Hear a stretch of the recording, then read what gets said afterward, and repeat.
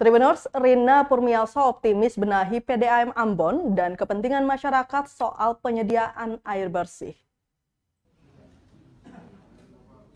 Direktur Perusahaan Daerah Air Minum atau PDAM Ambon, Rina Purmiasa optimis bisa benahi PDAM dan kepentingan masyarakat soal penyediaan air bersih.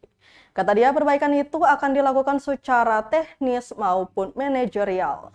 Hal itu akan dijalankan dan dipandu dengan amanat regulasi terhadap kehadiran PDAM. Dijelaskan Tribuners, dalam regulasi itu ada 3 tujuan badan usaha milik daerah atau BUMD termasuk PDAM, yakni memberikan manfaat bagi pertumbuhan ekonomi di daerah, menyelenggarakan kemanfaatan umum untuk melihat hajat hidup orang banyak, dan memperoleh laba.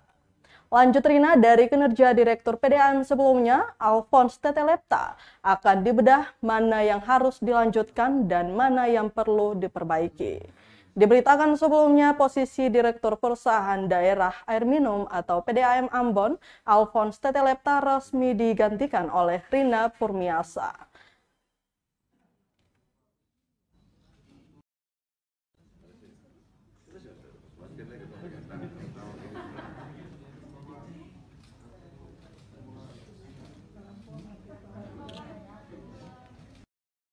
BUMD termasuk PDAM di dalam itu kan sebetulnya ada 3. Yang pertama itu memberikan manfaat bagi pertumbuhan ekonomi daerah. Kemudian yang kedua menyelenggarakan kemanfaatan umum untuk memenuhi hajat hidup orang banyak. Dan yang ketiga memperoleh laba.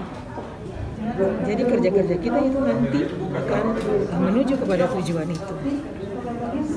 Karena sebetulnya BUMD itu berdiri di atas 4 pilar aspek layanan, aspek sumber daya manusia, aspek operasi, dan aspek keuangan. Nah, ini yang nanti akan kita bedah masing-masing aspek untuk kita lihat apa yang sudah baik yang telah dikerjakan oleh direktur yang sebelumnya akan kita teruskan dan tingkatkan, dan apa yang belum baik akan kita perbaiki.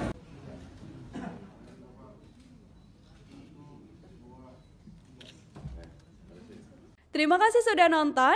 Jangan lupa like, subscribe, dan share ya.